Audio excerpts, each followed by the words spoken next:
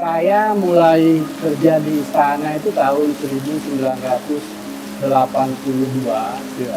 melanjutkan generasi keempat, karena bapak saya juga kerja di istana era Bung Karno. Iya. Apa yang Dikatakannya apa tuh, Pak? apa yang disampaikan oleh Bung Karno?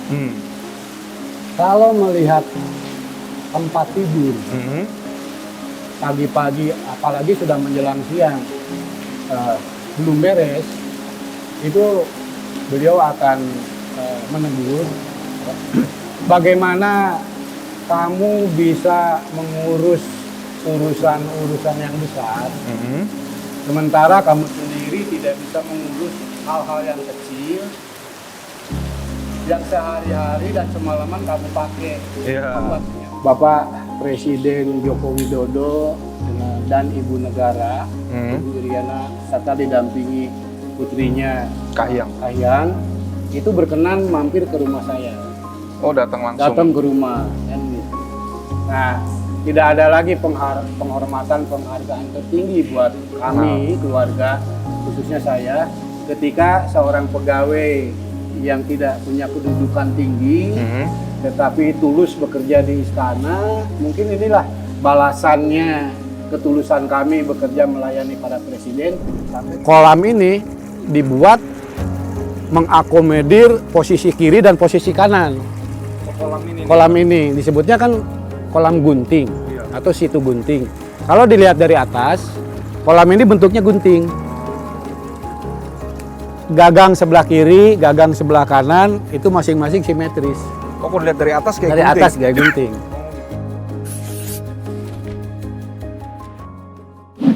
Halo, Pandang Sumitra, apa kabar, Pak? Alhamdulillah, kabar baik. Alhamdulillah ya, Pak. Ini terima kasih nih, Pak. Kita wawancara program di talksmerdeka.com.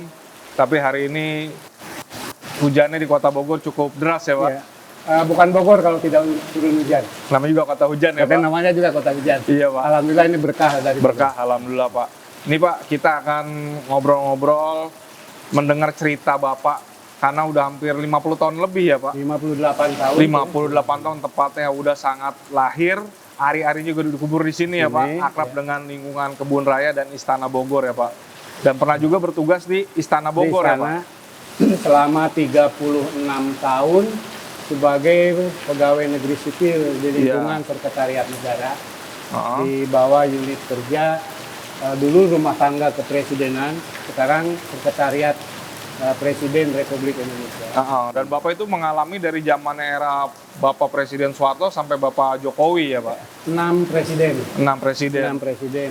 Nah, itu cerita awalnya memang dari keluarga, sudah ada yang bertugas di Istana Bogor atau seperti apa, Pak? Kebetulan saya mulai kerja di istana itu tahun 1982.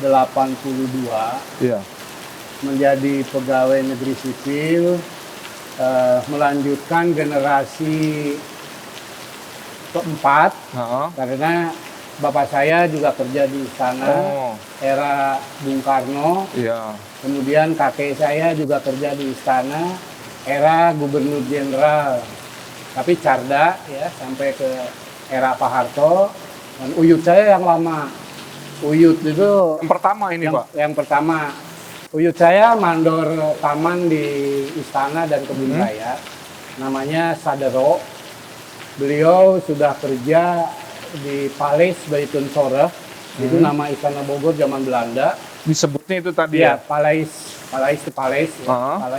Buitensorg itu nama daerah yang berkembang sekarang namanya Bogor.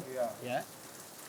Kemudian kalau uyut saya malah sejak Gubernur Jenderal Limres Spirem. Tahun berapa tuh, Pak, berarti, Pak? Tahun 1920-an lah.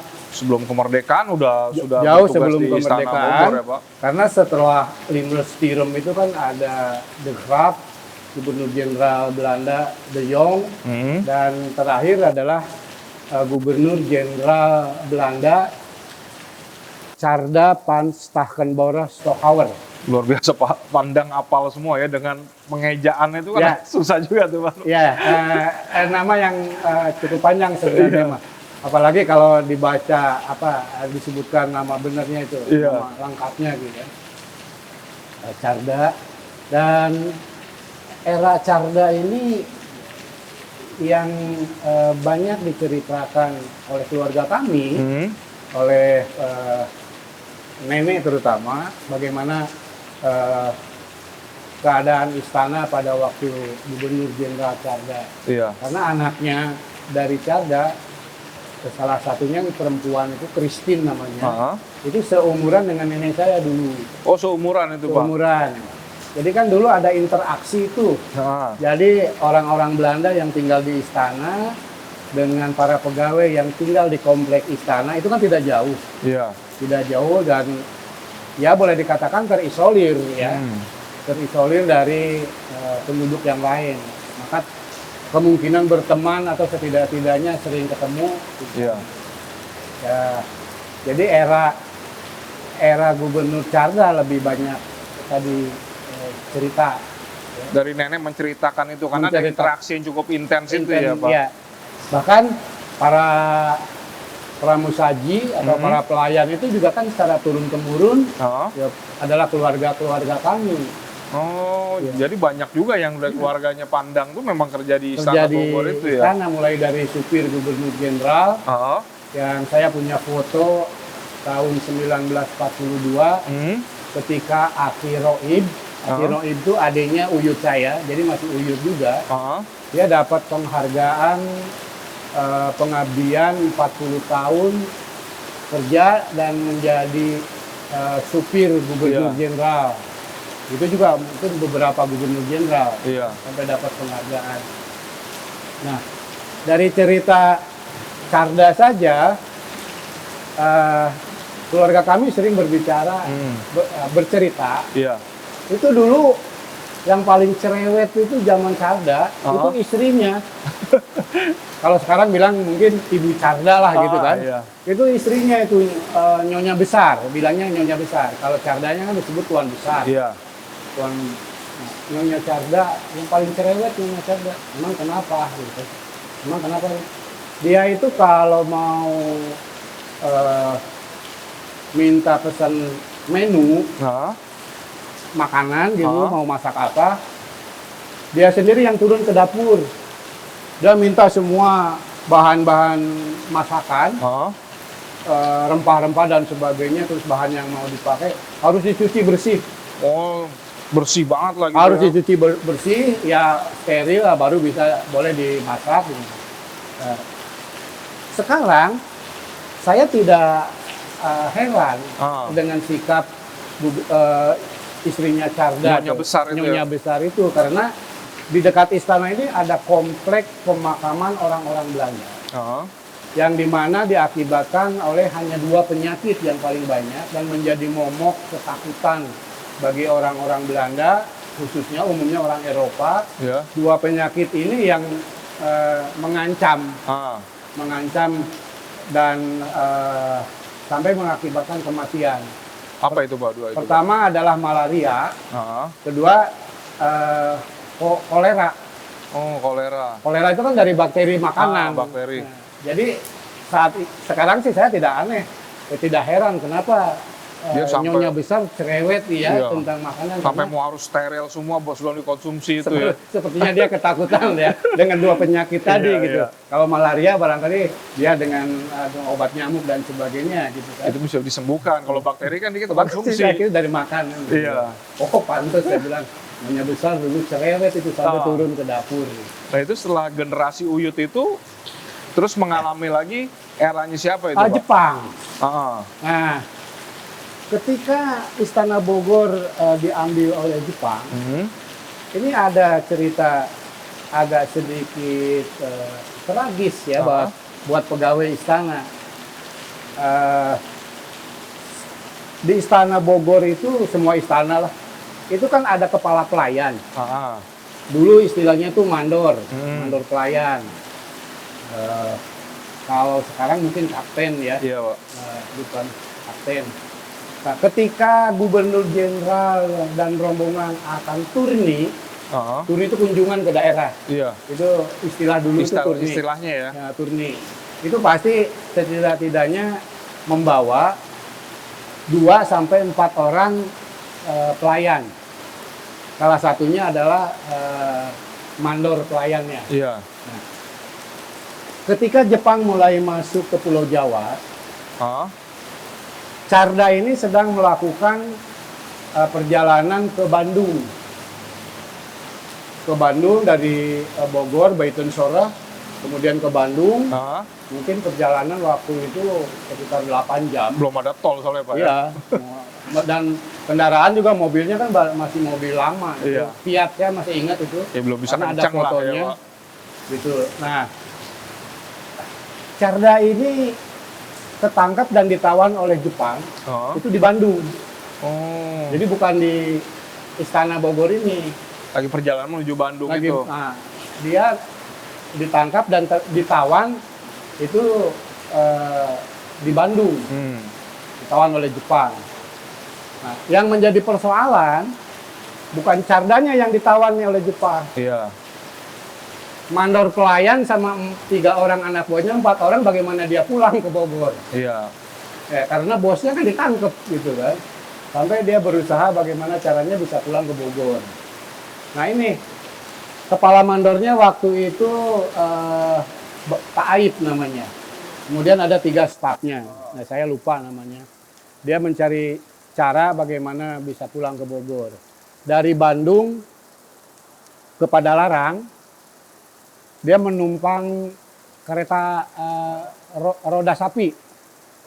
Zaman itu suka ada roda pakai sapi, biasa material bawa apa gitu. Dia numpang seharian dari Bandung sampai Padalarang. Nah kemudian di Padalarang ke Cianjur. Ke Cianjur kan ada istana tuh di Cipanas. Ada Cipanas, dia numpang truk oplet ya Suburban lah dulu itu. Nah, dari Cipanas ke Bogor dia jalan kaki. Jadi praktis 3 hari 3 malam dari Bandung sampai ke Bogor itu 4 orang pelayan istana itu berjalan kaki dengan ya tidak menceritakan bagaimana dia mencari makan dan sebagainya. Yang pasti kisah sedih seorang pelayan lah gitu ketika bos besarnya, tuan besarnya itu ditawan. Dia tidak lagi punya kekuasaan apa-apa. Gitu. Kalau Pak Pandang kan mengalami di eranya Pak Presiden Soeharto ya. Atau nah, kalau pas zamannya Bung Karno itu berarti masih kecil ya Pak? Saya masih kecil tapi saya sudah tahu sudah sosok Bung Karno. Kalau sekarang melihat foto-foto Bung Karno itu kan dalam keadaan formal. Bagaimana gagahnya seorang presiden Republik Indonesia, karismatik, kacamata hitam. Nah, itu Indonesia banget lah gitu. Indonesia banget gitu. Tapi kan jarang ditampilkan sosok Bung Karno keseharian. Saya ya sering kali ya, terutama saat hari Jumat, Sabtu, Minggu. Itu weekend itu di antara weekend ini ada di Istana Bogor karena Ibu Hartini itu kan memang tinggal di salah satu pavilion di istana. Kebetulan pavilionnya itu saling membelakangi dengan kompleks tempat tinggal kami. Dekat lah gitu. Tidak jarang Bung Karno kalau lagi ada di pavilion dan di istana tidak ada kegiatan resmi, itu biasanya jalan-jalan dan sambil ngontrol ke kompleks. Kompleks istana gitu. Biasalah orang komplek itu ramai lah kalau mau ada bapak. Kan tidak ada pengawalan yang banyak gitu kan. Paling ajudan yang mendampingi beberapa pengawal. Dulu istilahnya pengawal itu DKP, Detasemen Kawal Pribadi. Oh dulu istilahnya. Dulu itu istilahnya. Pas Pampres gitu Pak? Pas Pampres juga kan ada Walpri, ada Walsus, pengawal pribadi, pengawal khusus. Itu dennya beda, detasemennya beda. Ada kisah cerita bagaimana Bung Karno menaruh perhatian dan barangkali menanamkan edukasi ya kepada kita, kepada pegawai. Itu bagaimana dia mendisiplinkan diri ketika berada di rumahnya sendiri. Nah, Bung Karno itu kalau ke komplek istana, biasanya jam 9 atau jam 10. Komplek kami kan kolosal, berjejer kayak bedeng-bedeng gitu kan. Sementara dapur juga dibuat kolosal, tapi tidak jarang di beberapa rumah ada lemari kayu kecil bikinan sendiri itu buat masak. Kalau kami bilangnya gerobok gitu ya. Nah, dari kayu. Jam 9, jam 10 biasanya ibu-ibu masih masak lah untuk siang. Nah, Bung Karno itu kalau ke komplek lihat orang lagi masak belum beres ya tidak akan berkomentar ya karena memang lagi persiapan. Tapi ketika melihat kamar tidur, walaupun komplek itu kecil, tapi kan ada tempat tidur. Iya, Pak. Tapi ketika tempat tidur atau tempat yang paling pribadi buat pegawai itu beristirahat malam, berantakan atau masih belum beres, karena biasanya menegur. Sampai lihat kamar tidur. Makanya kalau Bung Karno lagi keliling komplek, ya, terus pintu rumah komplek itu dalam keadaan terbuka, Bung Karno nggak akan masuk.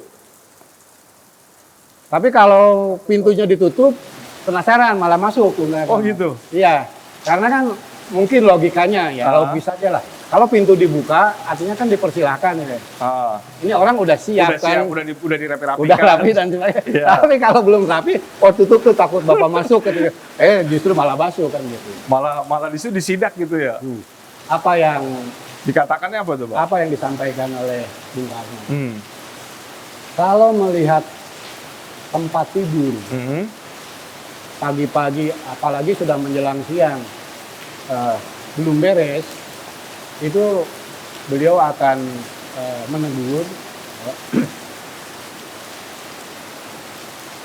Bagaimana kamu bisa mengurus urusan-urusan yang besar, sementara kamu sendiri tidak bisa mengurus hal-hal yang kecil, yang sehari-hari dan semalaman kamu pakai buat kenyamanan kamu. Oh, itu tujuannya maksudnya itu. Itu kan ada edukasi. Iya, betul. Orang barangkali sepintas bisa dilihat dari situ karakternya.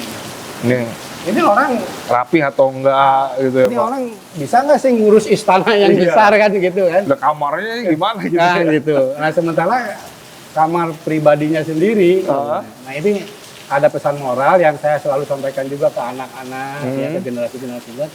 Yang utama begitu bangun tidur, jadi lagu anak-anak itu mestinya ditambahkan lagi. Bangun tidurku terus mandi, tidak lupa gosok gigi dan ke sabun. Merapikan. Tempat tidur itu pembentukan karakter ternyata. Iya Pak. Pembentukan karakter. Nah, ini bagian dari bagaimana Bung Karno sebagai seorang presiden yang dari sisi humanisnya juga, karena para presiden itu pada dasarnya kan manusia biasa, betul. Begitu kan, hanya takdir saja yang. Nah, satu hal lagi yang beliau selalu cerewet dalam tanda kutip berkaitan dengan kebebasan. Oke. Kebebasan.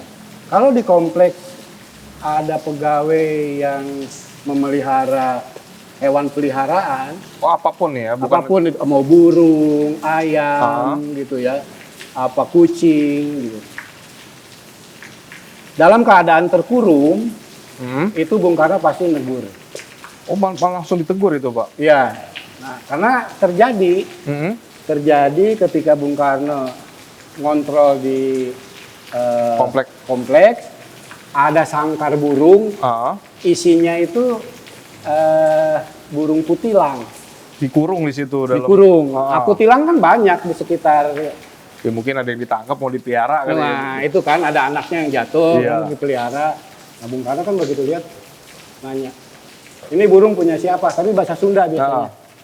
Ya manuk nusaha gitu.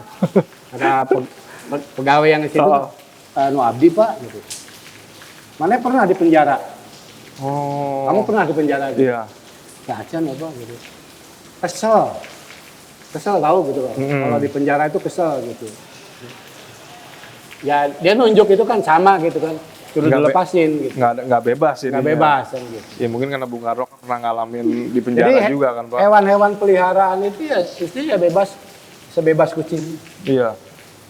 Dia kalau di itu Bung Karno marah kalau dimasukin. kalau dikurung gitu kan itu apa ya, mengkerangkeng kebebasan. Iya.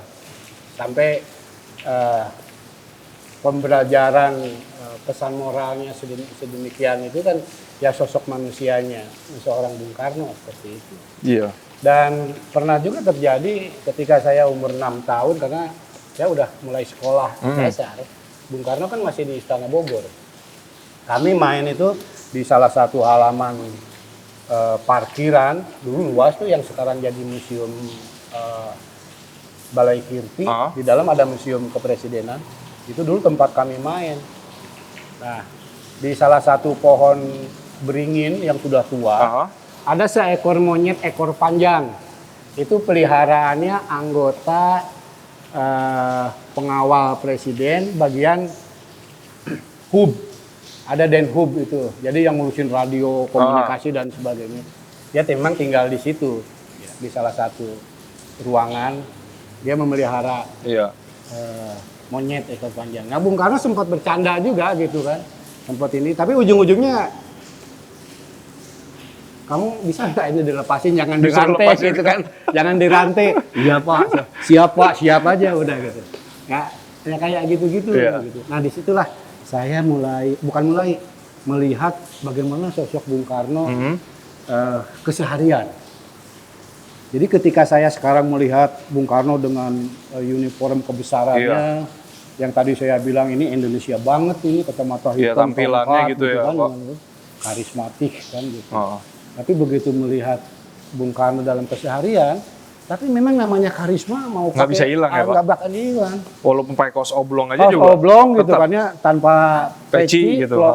Hampir tidak ada rumbuh, hampir tidak ada rambut tumbuh gitu kan. Pelontos beliau, tetap aja kan. Karismanya gitu, tetap ya. Ini kan badannya besar, bulu-bulunya tuh kelihatan. Iya.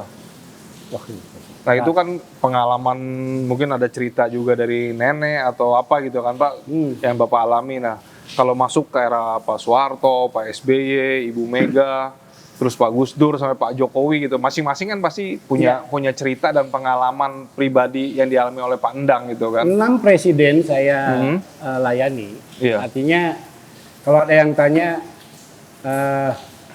Endang kan udah 6 presiden. Gitu kan. Pertanyaannya biasanya sederhana, tapi ya saya harus bijak ya, harus bijak. Enakan zaman mana? Pernah kan udah 6 presiden gitu. Secara joke ya, kalau bercanda ditanya saya jawabnya bercanda, ya enakan zaman Pak Harto lah.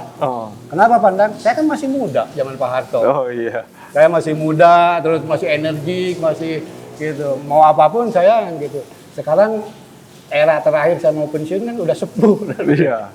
Tapi intinya gini, 6 presiden ini ya adalah masing-masing punya ceritanya. Masing-masing punya. Tapi siapapun presidennya, saya adalah pelayannya kan. Iya. Kami adalah pelayannya. Nah, apa hikmahnya dari perjalanan 6 presiden ini? Kami itu ditepak disiplin, meningkatkan pelayanan prima terhadap presiden dan keluarga. Itu dari presiden ke presiden kan meningkat. Iya. Karena dari karakter beliau dan keluarga itu kan kami belajar dari situ.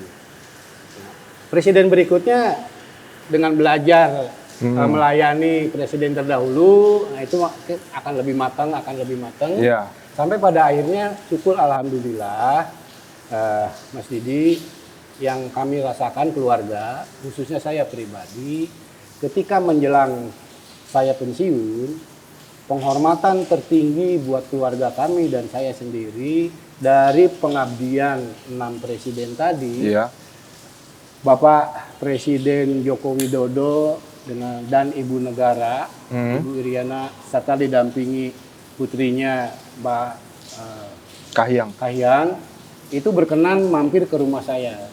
Oh, datang langsung. Datang ke rumah kan gitu. Nah, tidak ada lagi penghormatan penghargaan tertinggi buat kami keluarga, khususnya saya, ketika seorang pegawai yang tidak punya kedudukan tinggi tetapi tulus bekerja di istana, mungkin inilah balasannya ketulusan kami bekerja melayani para presiden, sampai presiden terakhir yang kami layani itu berkenan mampir dan datang ke rumah kami, ke rumah saya. Kalau boleh saya pinjam istilah raja, saya kan memposisikan diri sebagai si lengser. Si lengser itu apa, Pak? Abdi dalam yang ngurusin pegawai yang tidak punya kedudukan pangkat yang tinggi, tidak punya keahlian yang untuk mengurus negara, tetapi sosok ini selalu dekat dengan raja dan keluarga raja. Iya. Tidak jarang juga ucapan-ucapan si lengser itu didengar kan oleh raja. Tapi bukan petuah sih, tetapi paling tidak ada obrolan-obrolan atau. Nah, saya kan memposisikan si lengser yang ternyata dengan ketulusan melayani presiden, yang tadi saya pinjam istilah raja, melayani raja dan keluarganya, ternyata energi alam ini juga ikut memberikan anugerah yang besar. Dibawanya lah keinginan presiden datang ke rumah sebagai penghormatan. Pak Jokowi datang langsung. Datang langsung. Nah, itu kan tidak ada lagi kalimat yang bisa disampaikan, bisa ini kan bentuknya seperti apa kebahagiaan kami. Istilah maaf gitu, istilah kalau agak sedikit barangkali ya tinggi hati ya gitu. Bendera kan sudah saya tancapkan di rumah gitu kan. Bendera si lengser ini sudah didatangin sama raja. Ya. Orang tidak akan bicara apa-apa lagi kan gitu. Oh, si lengser sama kuncen itu beda, Pak? Kuncen lebih kuncen itu lebih ke penunggu. Oh. Penunggu karena yang diurus sama kuncen itu benda mati. Oh, oke. Benda mati, ya juru pelihara kan gitu. Si lengser bahasa apa itu, Pak? Si lengser bahasa Sunda. Bahasa Sunda. Sekarang lengser itu kan lagi ngetren juga di Jawa Barat, tapi sosok si lengser ini lebih ditonjolkan dari sisi entertain. Jadi kalau ada hajatan ala Sunda, pengantin dan sebagainya, yang mengiringi mempelai laki-laki datang ke tempat wanita, mempelai perempuan, itu biasanya yang paling depan itu paredernya gitu ya. Pengawal yang paling itu adalah si lengser. Oh, disebutnya si lengser. Si lengser dengan ikatnya, kemudian giginya sedemikian rupa ompong gitu kan, jalannya bungkuk-bungkuk ya. Jadi entertain. Oh, iya. Tetapi saya kebetulan ada komunitas budaya khususnya di Sunda. Nah, di komunitas kami itu ada juga komunitas si lengser. Komunitas si lengser. Si lengser untuk entertain ya. Saya sampaikan ke teman-teman, saya bilang ada salah satu Mang Embing namanya. Mang, hakikat si lengser itu adalah seseorang yang punya harkat martabat tinggi sebenarnya, tapi sosoknya sederhana. Gitu. Dia dekat dengan raja. Dia diberi kebebasan mengurus dan keluarga raja, bisa keluar masuk gitu. Tidak jarang malah diajak ngobrol sama raja gitu. Sampai ya raja datang ke rumahnya. Karena apa? Karena ketulusan. Esensi si lengser itu kan pengabdian. Pengabdian setulus-tulusnya sampai raja sendiri merasakan bahwa oh, saya diperlakukan sebagai seorang raja gitu kan. Dari sisi manusianya juga kan sangat merasakan lah. Ini transfer energi barangkali. Ketulusan. Nah, saya sampaikan ke teman-teman komunitas si lengser entertain ini, kalau bisa ada nggak pesan moral yang bisa disampaikan ketika Anda berperan sebagai si lengser dalam entertain? Iya. Itu ya Pak yang disampaikan ya. Karena ada pesan moral di situ, esensi si lengser itu begitu. Nah, ngomong selain Pak Jokowi, ada kisah lain Pak dengan beberapa presiden yang lain? Nah ini masih ini. Saya kadang-kadang kalau bukan meratapi, karena ini sesuatu anugerah ya. Berpikir ke belakang lagi, saya merasa bersyukur ya, syukur alhamdulillah. Aman ya, nggak semua orang Ya, bisa. ternyata sejak awal saya kerja dan ditempatkan di Istana Bogor, saya memang ditugaskan walaupun tidak dengan jabatan yang tinggi, tapi saya harus selalu berada dekat dengan presiden. Harus selalu dekat itu dengan presiden. Contohnya apa? Dulu zaman Pak Harto, itu kan orang tidak bisa sembarang Bisa jalan dekat kan? Tertentu lah itu. Tamu yang diundang sendiri saja oleh pihak istana kan tidak semuanya boleh dekat. Iya, betul. Nah, sekali waktu kebiasaan Pak Harto itu dulu sering ke Tapos ngajak para petani, peternak, ya. Karena beliau punya peternakan buat apa pembibitan, ya. Buat silang menyilang bibit unggul lah, untuk sapi, domba dan sebagainya itu di apa di Tapos. Nah, dalam kegiatan itu Pak Harto itu ngajak para petani keliling, lihat kandang, contoh kandang, bibit unggul, sapi, mulai dari jenis-jenis sapi yang diimpor nanti yang akan dikawin silangkan gitu kan. Nah, untuk memperkeras suara biar didengar oleh kan bisa 50 sampai 100 orang biasanya itu yang hadir kan. Harus pakai. Sayalah diberi tugas nenteng itu tuh speaker. Dulu wireless pertama. Saya masih ingat itu wireless pertama, mereknya Towa. Wireless tidak pakai kabel, tapi kualitasnya belum secanggih sekarang. Suaranya itu ya. Ya, frekuensinya. Kalau saya agak jauh dan terhalang oleh beberapa orang, ya, itu ada jeda, delay. Delay. Nah, suara Bapak kan terputus-putus nih, suara Pak Harto. Tiba-tiba di samping saya itu ajudan presiden. Kamu jangan jauh-jauh sama Bapak. Siap Bapak. Ayo sana deket gitu. Akhirnya kan saya disuruh deket terus gitu kan. Mau deket juga agak takut sebelumnya. Saya memposisikan diri gitu kan, memposisikan diri ya dan belajar menempatkan diri gitu kan. Jadi yang aman buat Bapak, aman buat tamu-tamunya, tidak terganggu oleh saya. Tetapi ketika ada teknis yang harus disesuaikan, ya akhirnya saya nenteng itu dekat terus dengan Bapak gitu. Samping-sampingan Samping-sampingan sampai ada fotonya tuh saya. Kenangannya ada di rumah tuh Mas? Ada di handphone saya juga ada. Jadi Pak Harto, Pak Harmoko, yang ketiga saya itu lagi nenteng. Nah, itu kan berkah. Iya. Berkah. Itu, Pak. Ya, zaman Pak Habibie, alhamdulillah juga ketika beliau pengen ngajak cucunya jalan-jalan di istana keliling, ya sama atasan saya kepala istana, Pandang, Bapak tuh sama keluarga mau jalan-jalan, tolong diantar. Antar lagi saya kan nemenin kan deket lagi gitu. Jadi ada interaksi. Sama Bu Mega, Pak?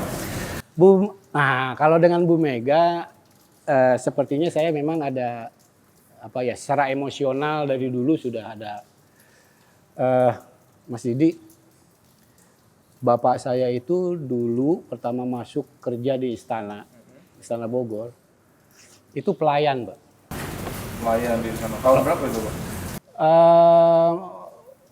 Tahun 58 atau 59, karena saya kan belum lahirnya kan tahun 60. Nah, diajaklah ke Jakarta, suruh kerja di Istana Jakarta. Ceritanya beberapa bulan, saya tidak tahu persisnya, tapi setelah ada di sana, ada perintah dari yang punya otoritas di Istana Merdeka di Jakarta, kamu bantu kerja di rumah Ibu Fatmawati. Bapaknya Pandang? Ya, di Jalan Sriwijaya. Maka mulailah kerja. Jadi tidak di istana nih. Ya, di rumah Ibu Fatma. Di rumah Ibu Fat pribadi. Ya. Nah, selama kerja di Jalan Sriwijaya, itu bapak saya oleh ibu disuruh belajar setir mobil. Mantap, kamu belajar tuh sama Pak, ada beberapa lah yang udah bisa. Pak Tamim, saya masih ingat tuh ada senior bapak saya itu namanya Pak Tamim. Ya. Belajarlah kamu setir mobil gitu. Ya mungkin alasannya sederhana, kalau mau ke pasar kemana kan tidak usah harus nunggu Pak Tamim gitu kan. Kalau kamu bisa nyetir. Sampai pada akhirnya bapak saya itu salah seorang sopir pribadi Ibu Fatmawati. Oh, jadi supir pribadinya. Jadi supir pribadi. Sampai-sampai ketika umur saya 5 atau 6 tahun, karena belum sekolah sih ya. Kami sempat ikut tinggal bersama-sama di Jalan Sriwijaya. Oh, Pandang sempat ikut? Iya, ikut ibu saya gitu kan, karena kan bapak saya harus bolak-balik gitu. Perintah Ibu Fatmawati itu keluarga ajak aja sini. Nah, saya ketika ibu dilapori bahwa bapak saya sudah punya bayi, itu kan laki-laki, sudah dikasih nama Endang Sumitra, sama ibu ganti. Iya. Disuruh apa namanya, Pak? Pakai Erlangga. Oh. Jadi sempat tuh Endang Erlangga. Oh, terus? Nah, ibu mintanya pakai Erlangga. Gitu. Endangnya nggak ada, Erlangga aja gitu? Boleh pakai katanya gitu, Endang Erlangga. Tapi kan di dokumen pribadi surat lahir kami kan sudah Endang Sumitra. Ya aktenya udah itu ya? Udah itu, jadi yang dipakai sampai sekarang tuh. Nah, saya kan ingat ada titipan dari Ibu Negara waktu itu, Bu Fatmawati, ada nama Erlangga. Iya. Nah, kepikiran waktu saya sekolah SMA gitu kan, udah kerja juga. Tapi belum menikah dan punya anak. Saya keingetan nanti saya kalau punya anak laki-laki kasih nama Erlangga, ya hitung-hitung titipan ini sampai ke keluarga saya gitu. Dan alhamdulillah ketika kami dikaruniai putra, anak saya yang pertama itu laki-laki. Mau saya kasih nama ke dia, itu hati tidak ngasih. Kayaknya nggak cocok ini anak nih dikasih nama Erlangga gitu kan. Jadi nggak dipakai dulu. Anak laki-laki yang kedua saya ya akhirnya namanya sekarang Erlangga. Oh yang kedua Erlangga. Erlangga itu ya. Pak ya? Erlangga Mahardika Saputra itu dari saya yang lainnya gitu. Tapi Erlangga sendiri dari Ibu Fat untuk diberikan ke saya. Pak, itu kan menjalani tugas ya Pak ya? Berarti mengabdi sampai presiden di Istana Bogor kan? Oh, pensiun 2018 ya Pak? 2018. Caranya Pak Jokowi sebagai Kasubag rumah tangga dan protokol ya Pak? Nah itu kan artinya kan bukan bicara hanya kerja sebatas kerja kan Pak? Di situ kan ada pengabdian, ketulusan gitu Pak. Nah kalau Bapak memaknai seperti apa Pak? Ya, ketika diberikan tanggung jawab pekerjaan dan sekaligus mencintai pekerjaan apa yang dibebankan kepada kita, itu adalah bagian dari anugerah kalau menurut saya. Jadi saya tidak terbelenggu oleh aturan birokrasi, oleh aturan-aturan tentang kepegawaian, sampai-sampai urusan jam kerja aja menjadi perhitungan. Nah, alhamdulillah saya diberkati rasa kecintaan terhadap pekerjaan yang diberikan kepada saya sampai tidak ada lagi istilah hitung-hitungan waktu. Berbicara penghasilan, rezeki dan sebagainya, insya Allah dengan ketulusan kita bekerja, ya itu tadi kalau kita merawat lingkungan, merawat alam dan sebagainya, energi alam itu sendiri juga akan memberikan berkah kepada kita. Finansial tidak selalu harus besar, Pak.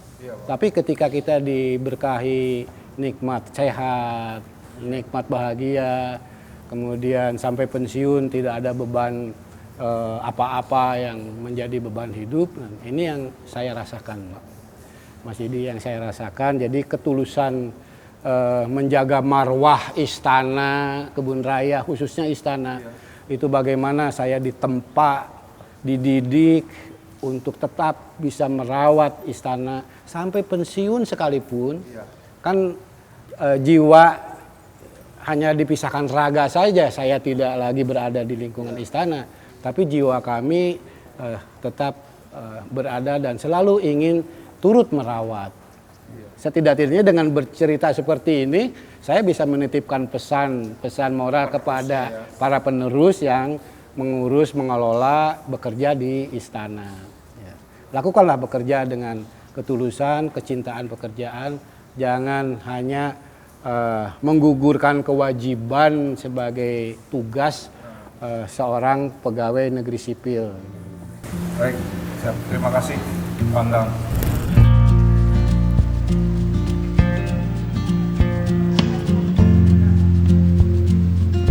Oke, Pandang. Sekarang kita geser lagi nih, Pak. Sembari kita jalan-jalan di Kebun Raya Bogor, suasananya sejuk banget habis hujan ini, Pak. Iya. Ya kan? Ini kan sangat luas sekali ini, Pak. Rasanya kurang lah kalau kita belum melihat beberapa sudut gitu, Pak. Ya, ini salah satu spot yang bagus dari arah Kebun Raya ke istana. Ini spot yang paling Favorit lah favorit. ya. Yang Ini banyak bisa dipakai ngeliat ke langsung kan gitu. istana. Bagian-bagian dari istana sayap kanan, gedung induk sama sayap Iya. kiri. Nah, Pak Pandang nih kan lahir sampai besar kan di sini kan? Ya, sampai Ya, pensiun. sampai pensiun. Sampai pensiun Ya ya. kan? Nih jangan-jangan dulu ini danau sering nyebur juga nih, Pak. Waktu saya sering ngebolang, nyebur, nyari siput, nyari remis yang kecil-kecil sampai kijing itu yang gede ya di sini. Gitu. Nyebur di sini lah Nyebur ya? ke sini gitu. Iya. Itu masih ada. Barangkali teman saya dulu waktu kecil masih ada di sini. Iya, Turunannya. makanya kan Pak, tadi kita udah bicara banyak soal pengalaman Ya. Pandang di istana bersama 6 presiden. Rasanya kan itu kan langsung beririsan dengan Kebun Raya Bogor gitu kan. Ya, memang Mas Didi, Kebun Raya itu tidak bisa dipisahkan dari keberadaan Kebun Raya dan istana. Iya. Karena Kebun Raya itu sebenarnya halaman belakangnya istana. Gitu. Ketika Raffles menempati istana ini, dia bikin taman halaman belakang tuh taman model Inggris. Hanya belum ada Kebun Raya, ya belum dijadikan botanical garden, tetapi sifatnya taman. Ciri khasnya taman model Inggris itu banyak kolam-kolam. Di sini ada air ciri mancur. khasnya itu ya. Sampai dia mendatangkan ahli landscape dari Kebun Raya Inggris, Kebun Raya Key. Dia untuk menata taman. Nah, Kebun Raya sendiri itu baru dilembagakan sebagai Plantantuin Buitensora atau tempat penelitian kebun botani itu setelah kekuasaan diambil alih lagi oleh Belanda. Iya. Tahun 1817, Gubernur Jenderal Herman van der Capellen. Gitu. Ya berarti kan pada saat Bapak ngebolang lah dulu di sini kan, sampai sekarang terus pensiun itu banyak perubahan ya Pak berarti Pak? Ada beberapa perubahan yang signifikan itu antara rimbun dan kurang rimbun. Dan itu terjadi karena faktor alam. Oh, faktor alam. Beberapa kali terjadi angin ribut, sampai Pak Benyamin menciptakan lagu Jakarta kebanjiran, Bogor angin ribut. Nah, itu terinspirasi ketika tahun 1970 di Bogor terjadi bencana alam angin ribut. 100 lebih tanaman koleksi yang ada di Kebun Raya Bogor itu tumbang. Oke. Nah, ini yang mengakibatkan kalau dulu di beberapa foto kita lihat Jalan Kenari 1 ini rimbun dan sebagainya, ya karena pada waktu itu tanamannya masih utuh. Iya. Setelah tahun 70 kan pada tumbang bagian. Ini hari ini kita jalan-jalan di Kebun Raya. Tadi kita ngeliat beberapa peneliti ya kan Pak? Betul. Iya, peneliti itu langsung ya, dia entah tadi ngambil buah atau pohon gitu. Memang setiap hari seperti itu ya Pak? Tidak setiap hari, tetapi ada waktu-waktu tertentu, kelihatannya terjadwal dia. Dia terjadwal, kemudian fungsi penelitiannya kan kental sekali di sini. Dan jangan lupa, Kebun Raya itu masih menjadi bagian referensi dunia untuk penelitian botani. Oh, di seluruh dunia. Untuk mencari referensi juga kadang ke sini ya Pak? Bukan kadang ke sini, memang kalau untuk tropis itu akan lebih mudah mencari di sini. Mencarinya di sini ya, karena sini cenderung tropis ya Pak? Sampai tenaga-tenaga pendukung botani sendiri, walaupun bukan sarjana, tetapi karena sudah mengetahui persis tentang banyak peneliti-peneliti yang memanfaatkan jasa pengetahuan yang dimiliki oleh pengurus taman, pengurus tanaman, atau mandor lah, kepala kebun, itu akan lebih memudahkan peneliti untuk memperoleh hasil. Misalnya di Kebun Raya juga kelas-kelas edukasi juga banyak ya, tanaman gitu. Setahu saya malah sekarang ini ada kelas edukasi itu untuk anak-anak Ya, saya lihat beberapa kali, saya pantau juga, kelihatan itu ada di satu tempat, mereka kumpul, edukasi. Saya sering nanya juga kan, itu anak-anak diberi apa penjelasan apa? Ini Pak, ini edukasi botani, dia bercerita kalau misalnya pisang atau buah-buahan dan sebagainya. Terutama tanaman-tanaman yang hias ya. Iya, ya artinya kan ilmu itu terus dibagikan gitu Pak ya. Betul. Dari sebagai sejarah juga wisata dan mengenal budaya tuh nggak boleh hilang ya Pak. Ya sesuai dengan fungsi kebun raya sendiri sebagai lahan konservasi, edukasi sama tentu pariwisata juga ya. Tuh. Wisata edukasi. Oke, baik.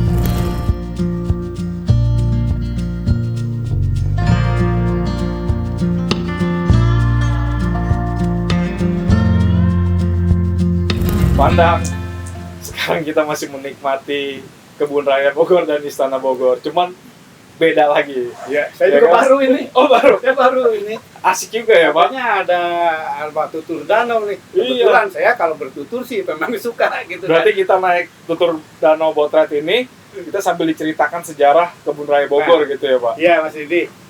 Kolam ini kan bagian dari kehidupan kami dulu. Nah, Ketika kanak-kanak tempat ngebolang saya juga di sini. Ibu. Tadi saya ceritakan bagaimana saya ngambil kiji, Oh. kemudian remis, Iya. ada siput. Gitu kan.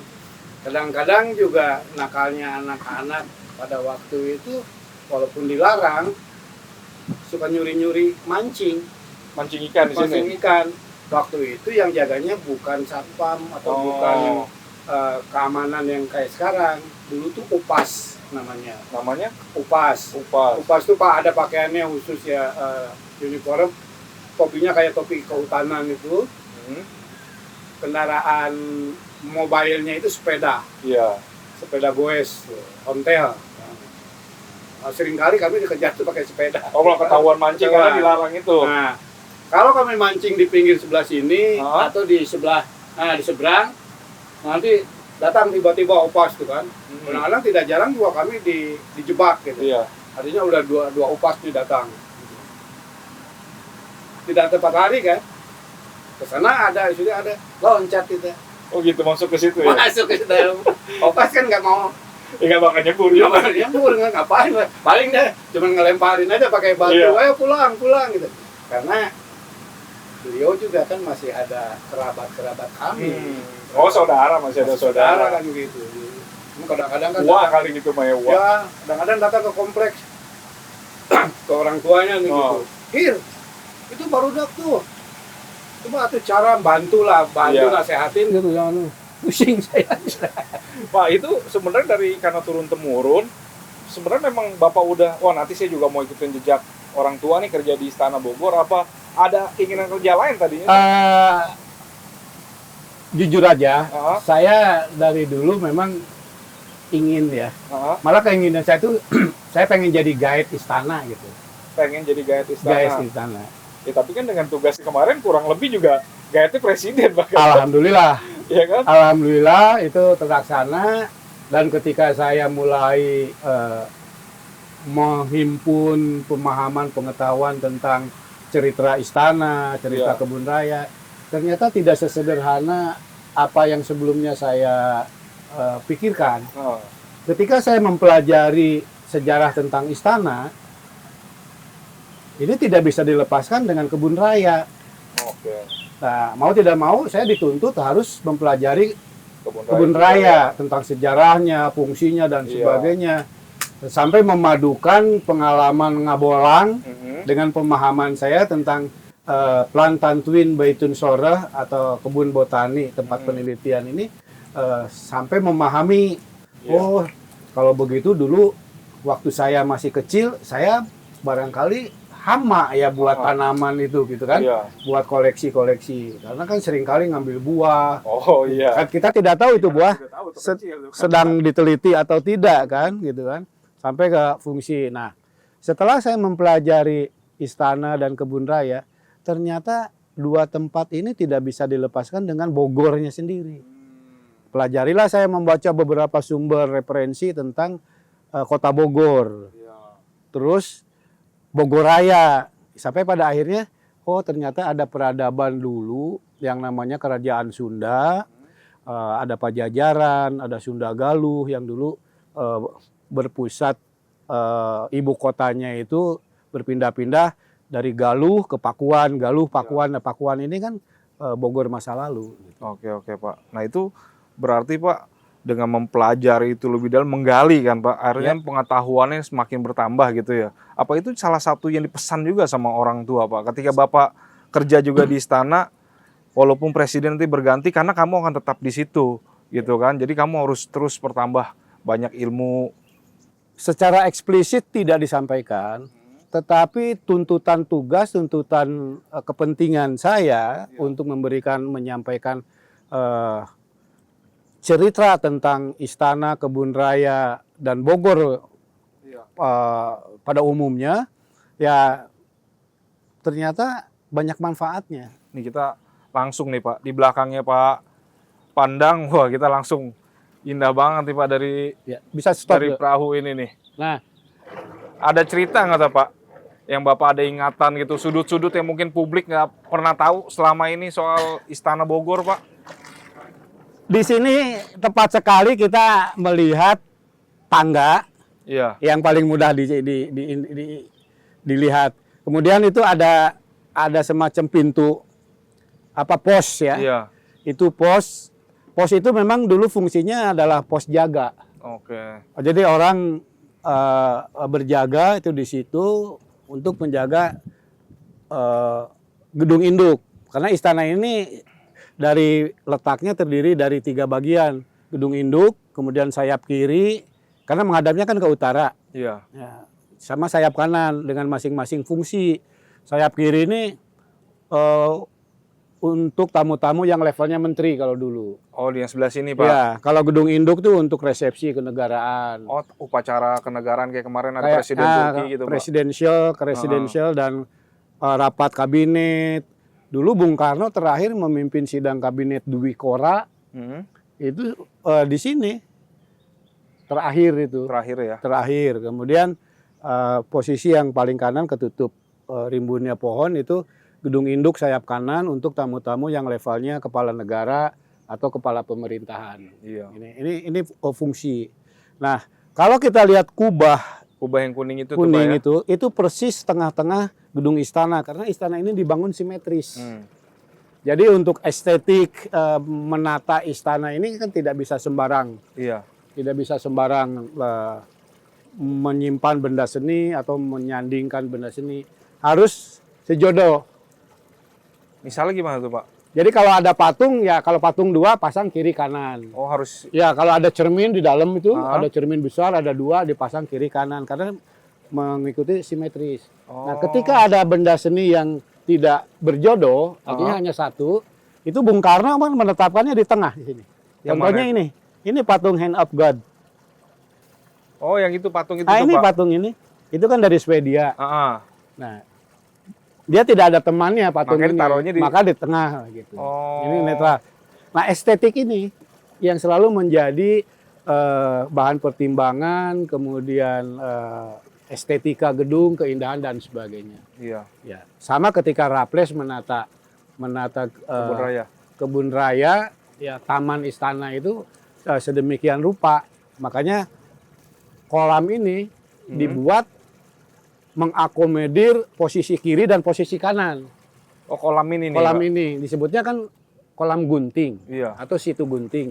Kalau dilihat dari atas, kolam ini bentuknya gunting. Oh. Gagang sebelah kiri, gagang sebelah kanan itu masing-masing simetris. Oh kalau lihat dari atas kayak Dari gunting? atas kayak gunting. Oh gitu ya Pak? Nah, pulau yang tengahnya ini itu baut Oh kalau dilihat dari atas itu? dari atas. Kemudian kan ke ujung ke sana makin melancip gitu. Iya, Ya gunting lah itu. Pak, ya mungkin sekarang kan sudah semakin orang udah semakin aware nih Pak ya dengan keadaan kebun raya Bogor sebagai tempat wisata, terus edukasi. Orang tua banyak yang mengajak anaknya. Tadi juga kita lihat kan pelajar-pelajar juga banyak gitu kan. Mungkin ada pesan dari Pak Endang gitu kan, agar tetap menjaga tempat ini gitu kan, jangan mereka juga sembarangan gitu Pak. Karena kan berkaitan dengan alam. Sedapat mungkin selama ada waktu dan kesempatan keluarga mengajak anak-anaknya Iya. itu ke kebun raya. Di sini kita akan merasakan bagaimana energi, ya, alhamdulillah, insya Allah energi positif yang Iya. mereka nanti temui di sini, kemudian berikan dia edukasi tentang merawat alam. Iya. Sampaikan kepada anak-anak bahwa kita punya kewajiban merawat alam, dan insya Allah alam akan merawat kita. Karena timbal balik ini pasti ada. Saya Iya. punya keyakinan kalau kita merawat alam, menjaga alam, alam juga pasti menjaga kita. Iya. Selama gunung kita pelihara, hutan-hutan kita pelihara, sungai apalagi, Iya. dari sumbernya sendiri, dia tidak akan mengirimkan air yang berlebihan, tidak akan melongsorkan tanah-tanah yang pohonnya masih terpelihara gitu. Satu-satunya edukasi ya diajaklah ke kebun botani yang punya Iya. edukasi untuk lingkungan. Iya, sekali diperkenalkan. Sekalian diperkenalkan. Ya, karena di sini banyak ilmu pengetahuan gitu ya, Betul. Pak. Energi Energinya. positif lebih besar dan pengaruh untuk anak-anak sangat. Oke, baik. Pandang, terima kasih Pak atas waktunya Pak. Ya, sama-sama. Luar biasa pelajarannya, ilmunya, pengalamannya, menemani 6 presiden ya Pak. Ya. Ya, mudah-mudahan tuh menjadi informasi, menjadi pendidikan untuk generasi yang akan datang.